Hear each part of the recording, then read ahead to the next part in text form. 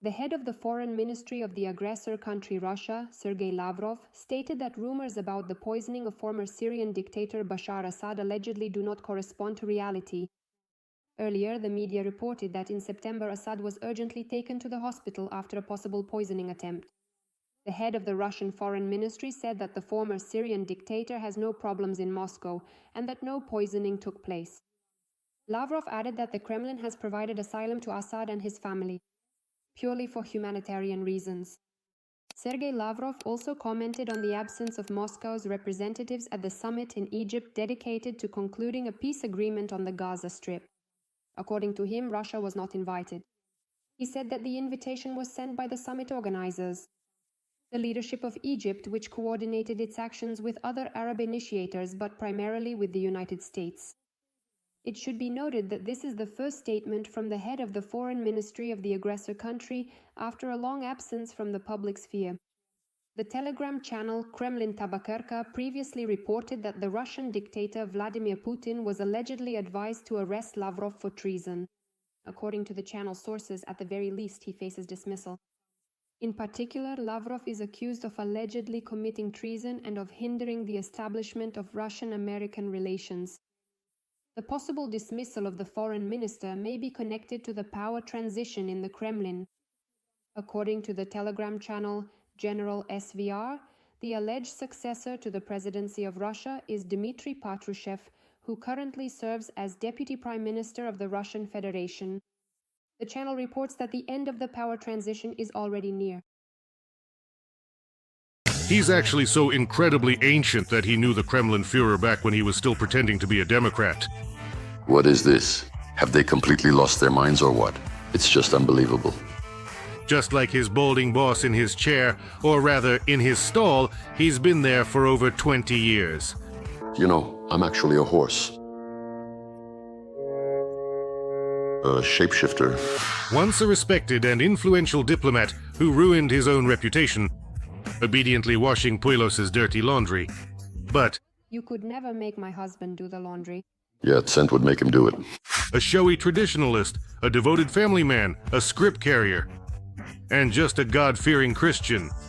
Sergei Viktorovich Lavrov, who is the Distinguished Minister of Foreign Affairs of the Russian Federation, is hereby awarded the prestigious Order of the Holy Prince Alexander Nevsky, First Class, by the Russian Orthodox Church.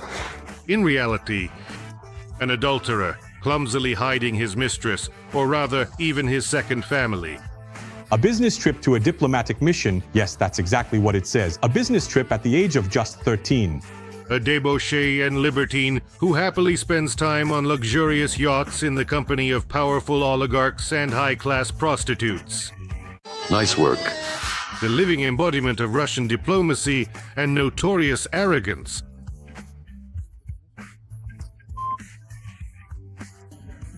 In other words, a boor and a lout, concealing himself behind diplomatic protocols, official suits and ties.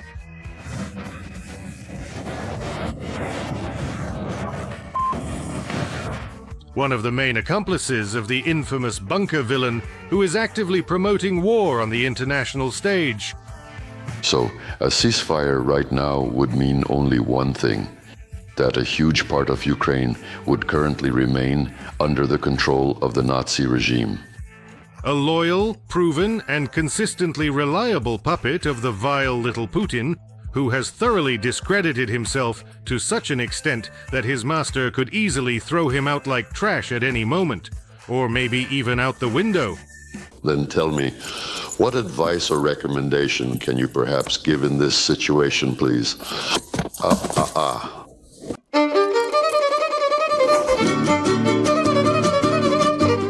A hypocrite, manipulator, cynical liar, and war criminal who has been responsible for Russia's foreign policy for over 20 years. So it's you that everyone is cursing. It's you who are to blame for everything. A cowardly opportunist and careerist who figured it out even in his youth. The USSR is a multinational state where everyone is equal, but still, Russians are more equal than others. I am Russian. But let's not really kid ourselves. Kalantarian or Kalantarov, that is the real surname of the head of the Russian Foreign Ministry. His father is a Georgian Armenian, and Lavrov himself is from Tbilisi. Sergei's childhood was spent on Ararat Street in the Armenian district of the city. Over time, the family ended up in the city of Noginsk in the Moscow region and later moved to Moscow, where Sergei's far-sighted mother, an employee of the USSR Ministry of Foreign Trade, enrolled her son in a school with advanced English studies, which Lavrov successfully graduated from, earning a silver medal. I don't speak any languages, Your Honor. It would seem all doors to the country's top universities were open to such a talented boy. That's true, but not to the elite ones. Especially not the Institute of International Relations. The boy's Caucasian roots could have put an end to his future brilliant diplomatic career. And so, not to tempt fate, Sergei Kalantarian became Lavrov, taking his mother's suitably traditional Russian surname. I'm narrow-minded. So just as with his very birth, Sergei owed his entry into diplomatic life to his mother. After her son graduated from MGIMO, it was she, using her connections in the Ministry of Foreign Trade, who helped Sergei get a job at the Soviet Foreign Ministry. It will be them, not these, who put us in the defendant's seat, especially you diplomats. Just a few years later, Lavrov would receive his first significant position at the USSR's mission to the UN. The collapse of the Soviet Union would hardly affect Sergei's career. He would automatically transition from a Soviet diplomat to a Russian one. Although, judging by the sweater Lavrov wore when he showed up in Alaska almost 35 years after the collapse of the evil empire, he still seems to be nostalgic for the socialist prison camp. Sergei Viktorovich, is this your first time in Alaska? Twins, could you please tell us? Is it your first? I've been here before, I have.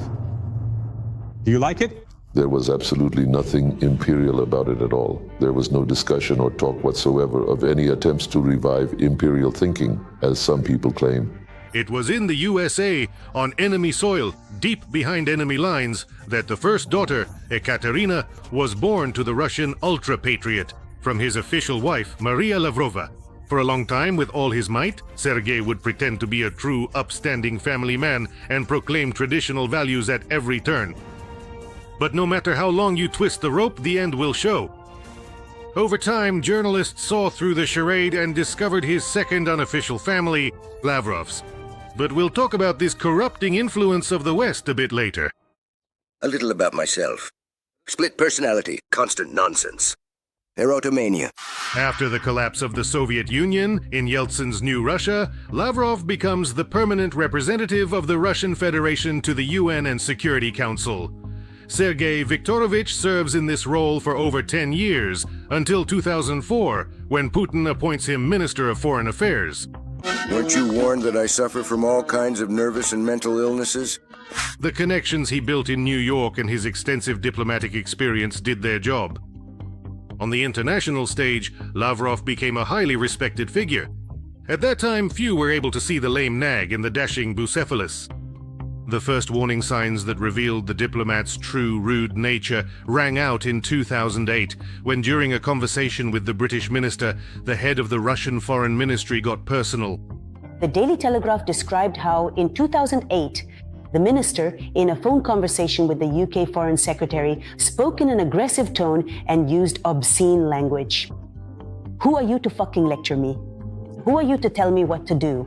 You'd think that for any normal diplomat, such rude communication would be unacceptable, but not for the head of foreign affairs of Russia's ignorant little Tsar. For a St. Petersburg thug, being a boorish diplomat isn't a drawback. If anything, it's the opposite. The streets of Leningrad taught me one rule. If a fight is truly inevitable, you have to strike first. And not for nothing, Lavrov is the most resilient of Putin's ministers. A bunker dweller with a criminal past, he likes that his country's diplomacy is done in a way and language he understands. To use slang, but still, we have this saying. A guy said, a guy did it, right?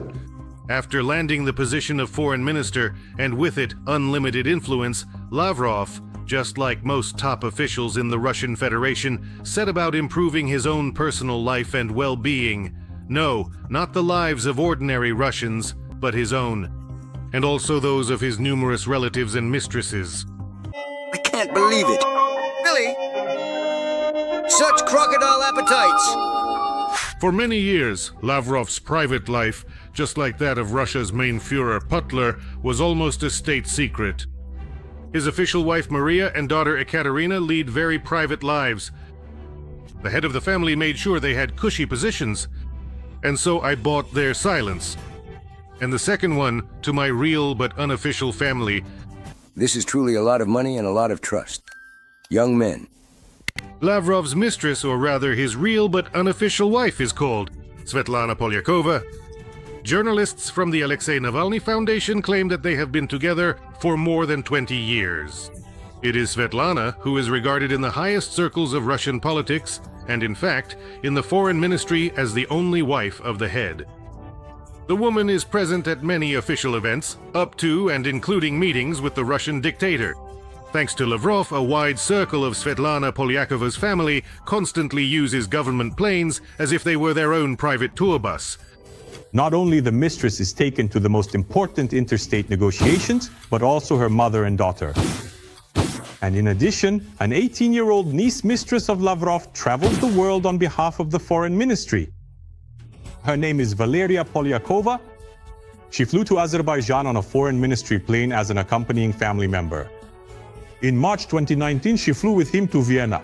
And in December 2016, she flew to Hamburg on Lavrov's plane, on a business trip to a diplomatic mission. That's exactly what it says. On a business trip at the age of 13. Polyakova owns a 260 square meter apartment in the center of Moscow, a dacha in the Moscow region, and an impressive collection of cars. The minister didn't neglect Svetlana's daughter either. Her 22-year-old stepson Ippolini, in the most prestigious district of London, Lavrov bought an apartment. Its value is over £4 million sterling. Remember, gentlemen, this country will, as we all know, be ruined by corruption and... Still, at whose expense is Sergei Viktorovich living it up? After all, the minister's official salary wouldn't even be enough to buy jewelry for Svetlana, his mistress. Just give. Could you please give me my money now? Thank you. I'm really very poor. It turns out Lavrov is the personal escort of billionaire minister Oleg Deripaska. For the oligarch, having trouble getting an American visa is no big deal. He simply sends his errand boy using his connections. The foreign ministry steps in to resolve the issue. Western sanctions against Deripaska's company and Lavrov. He throws himself into the fray, publicly denouncing his opponents and calling their actions Russophobia, reminiscent of genocide.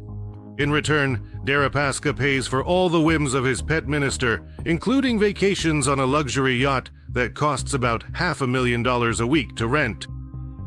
He throws in some cash for private jet travel and allocates funds to the minister's family as well, for Lavrov to buy up elite real estate in currently decadent Europe. When Deripaska's company had a conflict with the authorities in Guinea, where he has bauxite and aluminum production, Lavrov rushed there personally to sort things out. And he got what he wanted. Using his status, he met with the president of Guinea and resolved all of Deripaska's problems. Well, it wasn't all for nothing after all. After all, Deripaska has been taking his family on vacations for years. Deripaska also has business interests in Jamaica. There too, Lavrov is lobbying on his behalf. He secured preferences for Rusal in alumina mining. But all this, as they say, is just family business. But what about Lavrov's main area of professional activity? On the international stage. Here, things are pretty bleak for Sergei. After the start of the full-scale invasion of Ukraine, the Kremlin's talking horse completely lost it. All remnants of his former authority are gone. If I remember correctly, though I might be mistaken, but I think Hitler also had Jewish blood.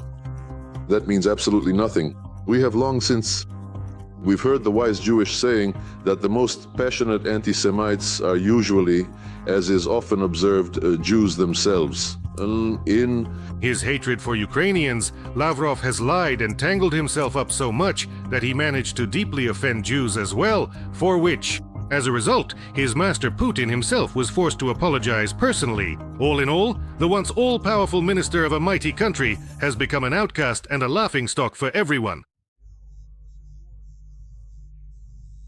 You know, the war that we are trying to stop is not one that we began or wanted. It was started against us, and those responsible have used the Ukrainian people in this conflict, making them suffer as a result. Our intention has always been to bring an end to the fighting and to restore peace, not only for ourselves but also for those who have been caught in the middle. We are committed to doing everything we can to stop this war and to protect everyone affected by it.